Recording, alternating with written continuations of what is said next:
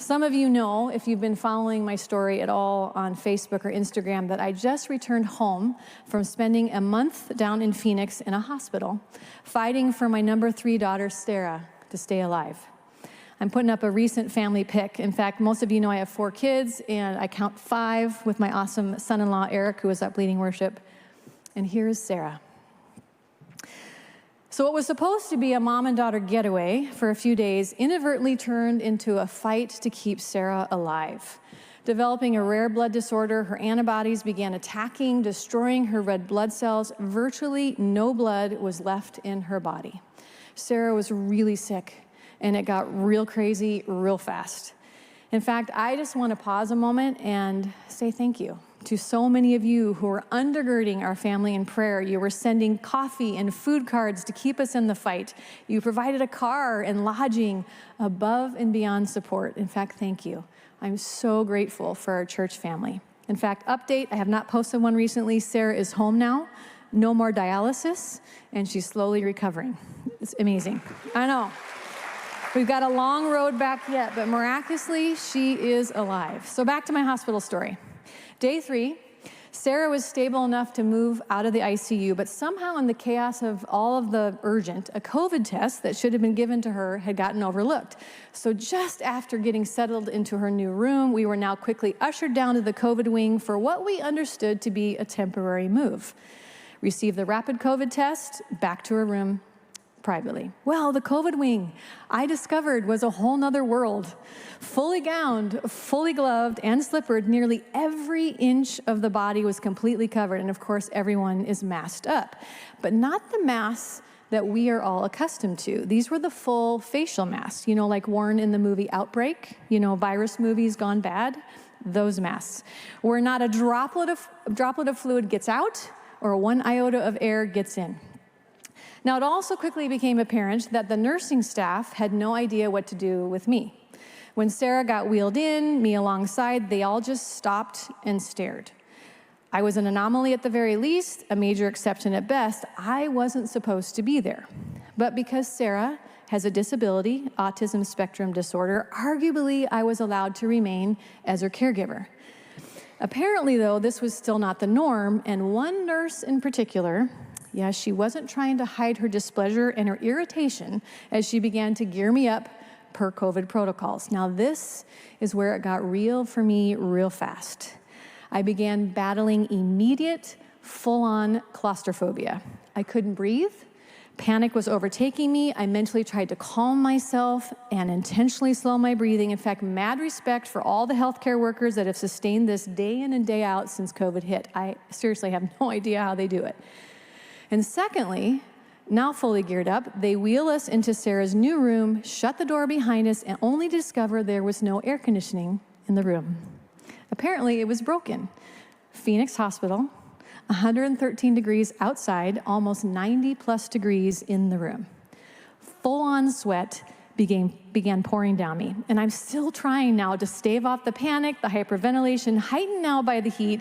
Thankfully, Sera was completely out of it, still drugged up, worn out from the last few days in the ICU. And so it began. 6:30 p.m., the mental battle to stay in it, to remain present for Sera. 7:30 p.m., 3 hours of plasma treatment transfer yet to go. Medical teams entering and exiting, peeling off sweat-laden gear as they leave, but not me. I had to remain. 10:30 p.m., 4 hours in. Now, shouldn't that rapid test result be back by now? So I crack open the door, mostly just as an excuse to allow my eyes and my forehead, the only part of my body exposed, to the ever so small but glorious waft of air-conditioned air. And I call out to the nurse's station, "Hey, are those COVID test results back by chance?" Silence. And one by one, they begin to avert their eyes or duck behind their computers. Okay, what is happening? This is making me nervous. Trying to read the room that won't make eye contact with me. And finally, one brave soul of a nurse looks up at me and says quietly, most likely we won't get those COVID test results back tonight. And even if we did, they won't likely do a transfer back to the floor this late. And even then, if there was the off chance they do a transfer, there aren't any beds available. We already checked. My mind is racing now, trying to wrap my head around what she's saying, trying not to escalate my panic any further, and most importantly, to choose my posture and my response wisely and strategically. Because if I get defiant or mad or insistent, they could kick me out. And for Sera's sake, I had to remain. I remember hearing myself saying out loud, so does that mean that we're going to be here all night? You know that our air conditioning is still not working in our room, right? The wall thermostat says 90 plus degrees. And again, they stare at the floor. More silence.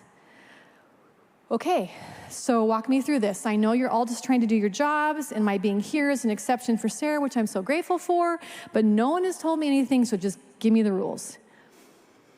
I'm pretty sure I glazed over as the nurse began rattling them off. Number 1, the door has to remain shut all night, actually all the time, day and night. Possibly we can try to find you a fan. They didn't. Number 2, no visitors in or out, which meant that if Sera was COVID positive, Cammie and Eric, my daughter and son-in-law who'd just flown in, couldn't see her or relieve me.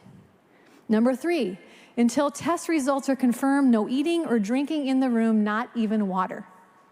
And number 4, lastly, you can't remove any of the COVID gear.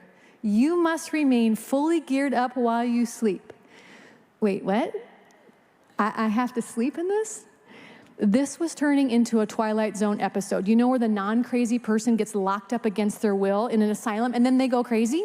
This was a COVID asylum lockdown. I was silently freaking out. So slowly, I back up into the room. I close the door, stunned and still sweating profusely and now crying. I text my daughter, Cammie, and she begins furiously texting back in response, trying to point out all the positives to keep me in it for Sera's sake. Mom, you could lose 10 pounds while you're sweating. You could rebel. You could rebel by turning away from the door while sleeping, as if I'm going to be sleeping, and steal a quick gasp of air. Oh, and hey, Mom, if you make it out alive, this will be a great story to tell when you preach next. Great.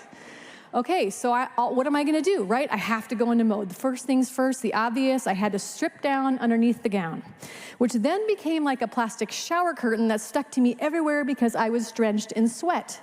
And mentally, I kept telling myself, I was starting to go a little nuts, guys. Amy, you have to stay in this. Sera needs you. She isn't able to do this on her own. You can't get kicked out. You can't run. No panicking. You have to remain.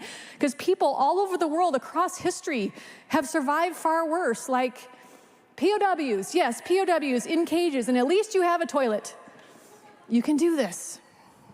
And that one nurse in particular, I swear she has it out for me. So to have any chance of getting out of here anytime soon, I have to have the nurses on my side. Negotiation 101, right? In order for Sera to win, they can't lose.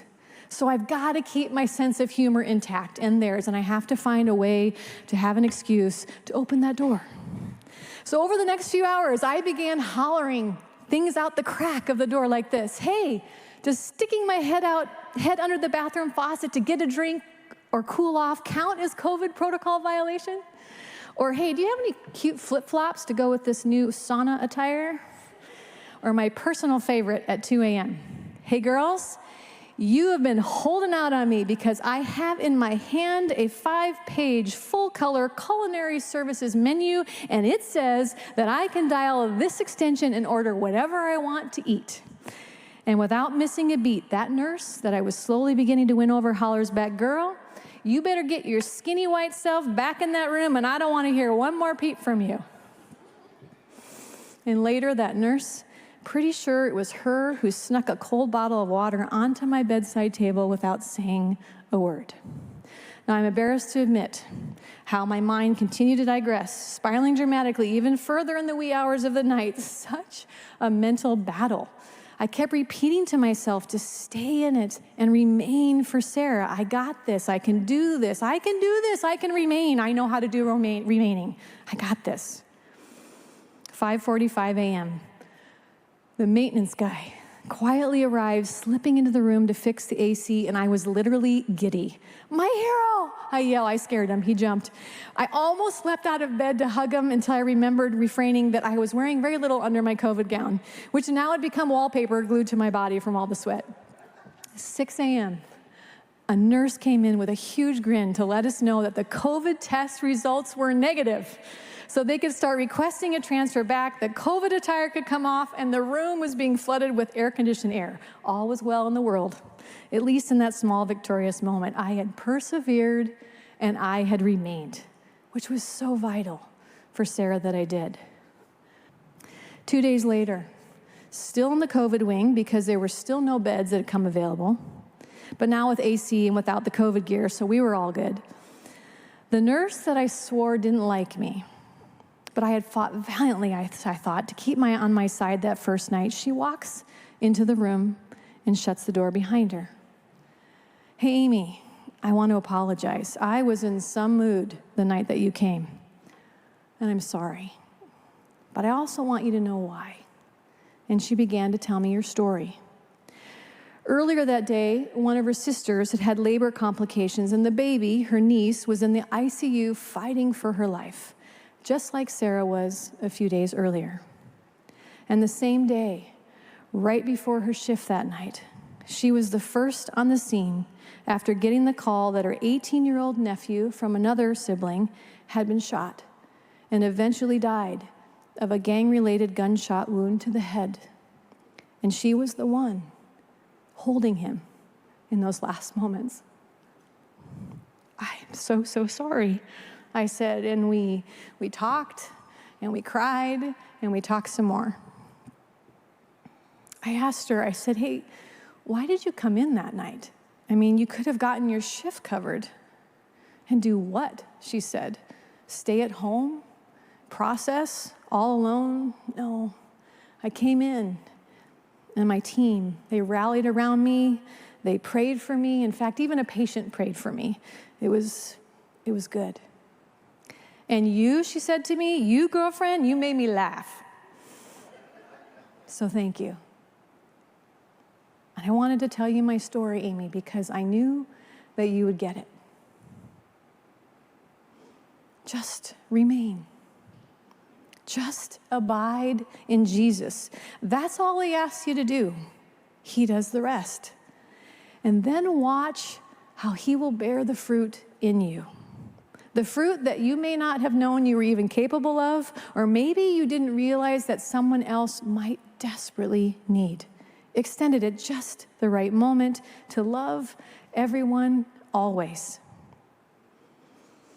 Oh, and he also might do a whole bunch of crazy miracles along the way. So be watching for that.